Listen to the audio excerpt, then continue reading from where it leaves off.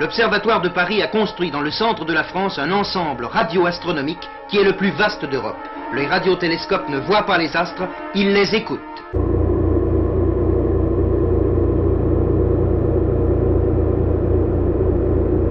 Nous sommes scrupuleusement restés dans le cercle magique, jusqu'au moment où, brusquement perdant la sensation de l'espace et du temps, nous sommes entrés dans une sorte de vie imaginaire dans un lieu de moi inconnu que j'ai décrit d'une manière aussi parfaite que possible. Tout espoir de parvenir à justifier par un raisonnement une loi du rayonnement noir différente de celle de Rayleigh et conforme aux faits expérimentaux paraissait s'évanouir, à moins de se résigner à introduire dans la science physique quelque élément tout à fait nouveau. La matière ne peut émettre ou absorber l'énergie radiante que par quantité finie proportionnelle à la fréquence. Le facteur de proportionnalité est une constante universelle qui a les dimensions d'une action au sens de la mécanique. Cette valeur numérique de H, calculée par Planck, est extrêmement petite quand on l'exprime à l'aide des systèmes d'unités usuels en physique. Il est tout à fait remarquable que cette valeur numérique ait été obtenue du premier coup avec une grande exactitude.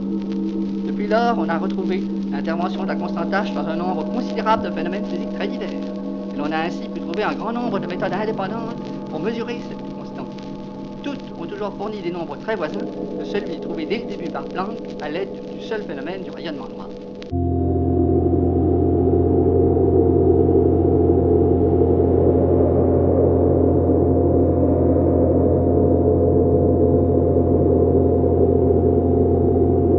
Lorsqu'on remonte dans le passé lointain de l'univers, on voit qu'il devient de plus en plus petit. On observe donc une sorte de rétrécissement de l'univers jusqu'à ce qu'on atteigne une limite dans son échelle. Cette limite, c'est quoi ? Bien, c'est ce qu'on appelle l'échelle de Planck, 10 puissance moins 33 cm. C'est le moment du Big Bang.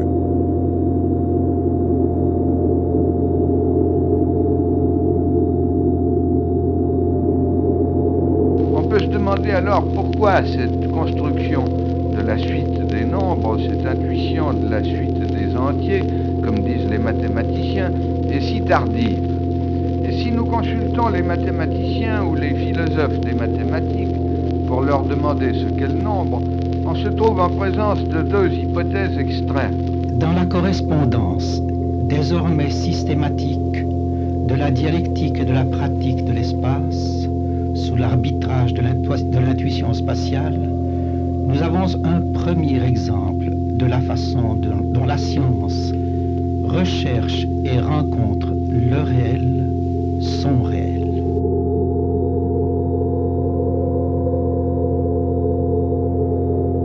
On s'est aperçu que la discontinuité introduite par la théorie des quanta se retrouvait dans tous les phénomènes qui se déroulent à l'échelle atomique. Il y a quelque chose en dessous de ce fameux mur de Planck et en dessous de l'échelle limite considérée comme telle.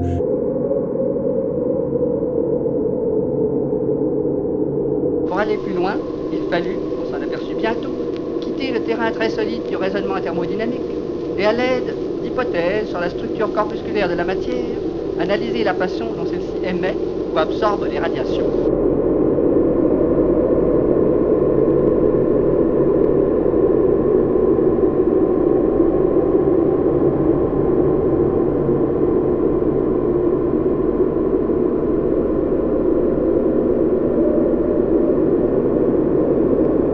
Les lois de Stefan et de Wien donnent des renseignements très importants. La différence de potentiel devient delta V' plus delta V.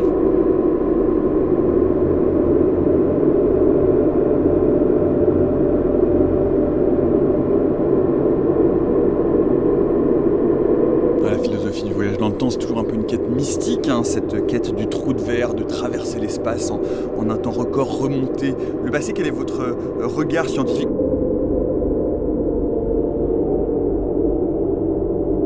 Ou la notion de relation asymétrique, d'ordre, et alors le nombre cardinal serait simplement une espèce particulière de classe, et le nombre ordinal, une espèce particulière de relation asymétrique.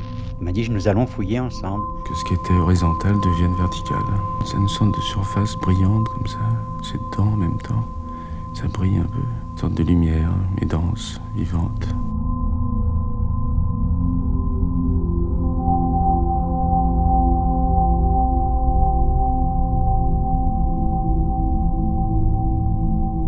ce que les physiciens, pendant un demi-siècle, ont appelé le mur de Planck. Donc il fallait passer de l'autre côté du mur. Et là, eh bien, nous avons entrevu quelque chose. La limite de la connaissance, le mur de Planck derrière lequel aucune intelligence humaine ne s'est encore aventurée.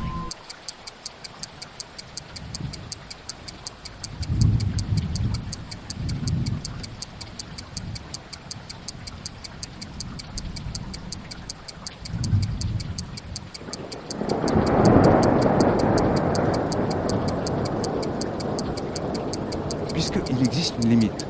Et qu'on voit que cette limite, ce n'est pas le zéro, puisque 10 puissance moins 33 cm, ce n'est pas zéro. Est-ce qu'on peut imaginer quelque chose qui serait en dessous de cette échelle-là? Joli problème, s'il en est. Il m'arrive quelquefois de voir des images.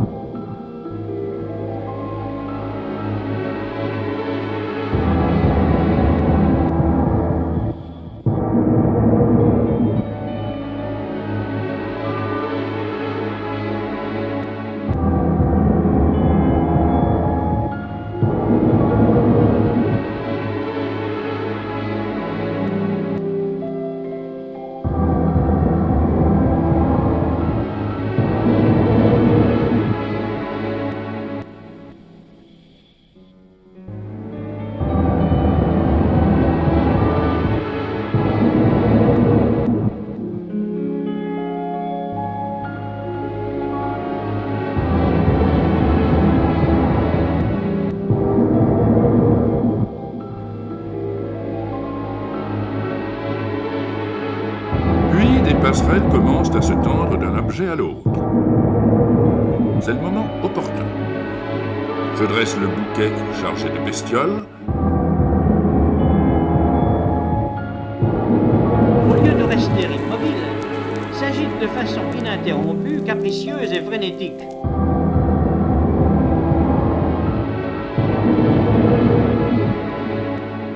Des images de vie antérieure. Un bouquet de fines ramilles.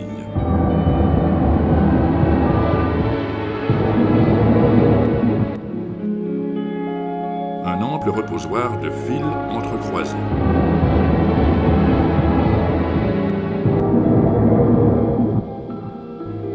La broussaille, où fourmillent les petites araignées.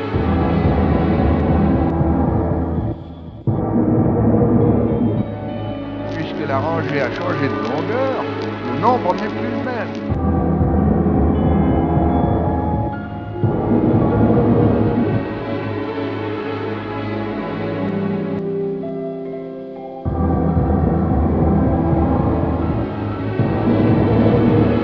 C'est un étourdissant atelier de corderie où des milliers de pattes tirent l'étoupe des filières, abandonnées flottant au caprice de l'air.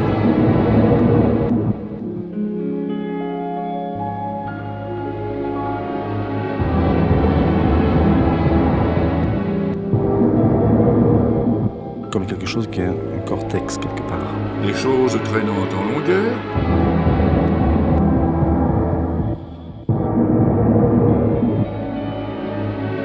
Ça semble impressionnant et c'est vrai que c'est de l'art.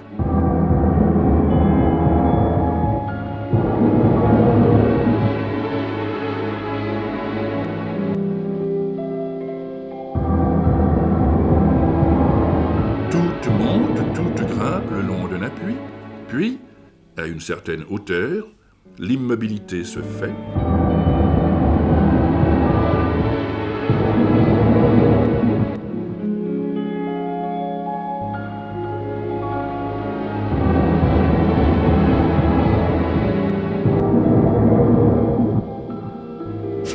Peut-être que, je sais pas, les gens qui regardent, si ça fait ça.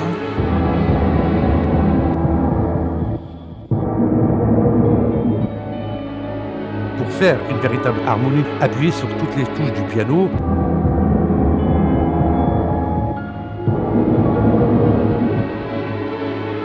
Ah ben ça choque, oui, ça choque. Ça fait peur, hein.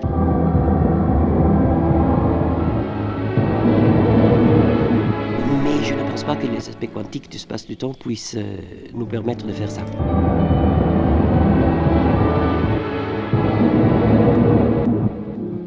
Les gens sont choqués. Je ne les vois pas, je les devine.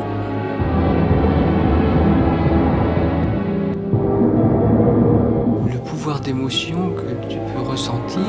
Ils sont magnifiques, ils sont partout, ils sont très colorés et c'est, vous savez, c'est les gouttes de la vie. C'était quelque chose d'épouvantable.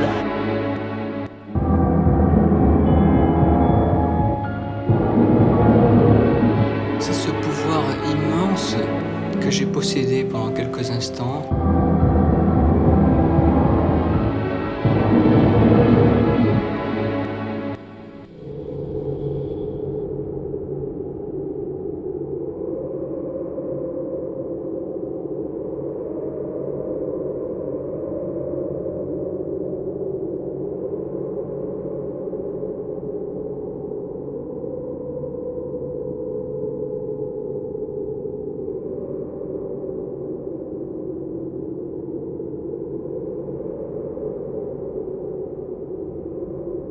En quelques minutes de chauffe et d'illumination, le spectacle prend un tout autre aspect. Il ajouta... Au-delà de notre monde physique, il y a autre chose, un autre état de l'univers, et que cet état de l'univers correspond en quelque sorte à une information.